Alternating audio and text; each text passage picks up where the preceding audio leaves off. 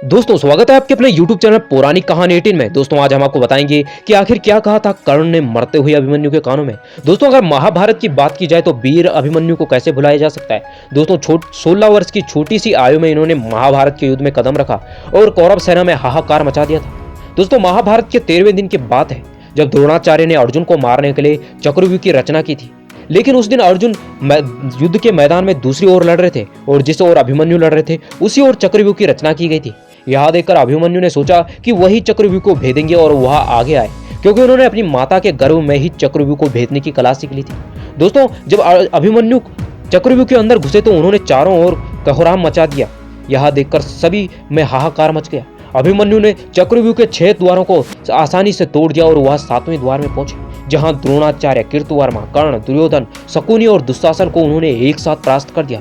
दोस्तों तब अभिमन्यु ने कर्ण की ओर 8 बाण, कृतवर्मा की ओर 5 बाण और शकुनी पर 22 बाण मार दिए और द्रोणाचार्य का धनुष काट दिया। और तभी दुर्योधन के पुत्र लक्ष्मण से अभिमन्यु का भयंकर युद्ध छिड़ गया। उन्होंने अपने एक ही बाण से दुर्योधन के पुत्र लक्ष्मण का सर काट दिया। यह देखकर दुर्योधन को क्रोध आ गया और उन्होंने कर्ण से कहा कि मित्र, किसी भी प्रकार इस अभिमन्यु का आज वध होना चाहिए। तभी द्रोणाचार्य ने भी कहा कि अगर इस बालक के पास थोड़ी देर और धनुष रहा तो यह सूर्यास्त होने से पहले ही कौरव सेना का नाश कर देगा।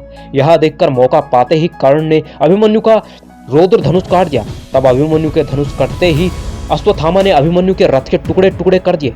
तभी 7 महारथियों ने एक साथ अभिमन्यु पर हमला कर दिया और अभिमन्यु पर वह बाण बरसाने लगे। लेकिन अभिमन्यु लहूलुहान हालत में उन्होंने अपनी तलवार निकाली और वह 7 पर भिड़ गए। उन्होंने शकुनी, दुशासन और दुर्योधन और अश्वत्थामा को भी मरोड़ कर रख दिया।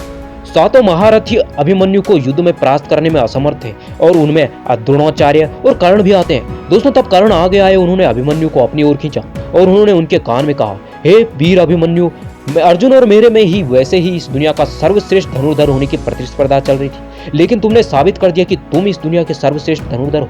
इसी कारण तो 7 महारथियों ने एक 16 वर्ष के बालक को घेर कर और छल से और निहत्थे पर वार करके मारा है।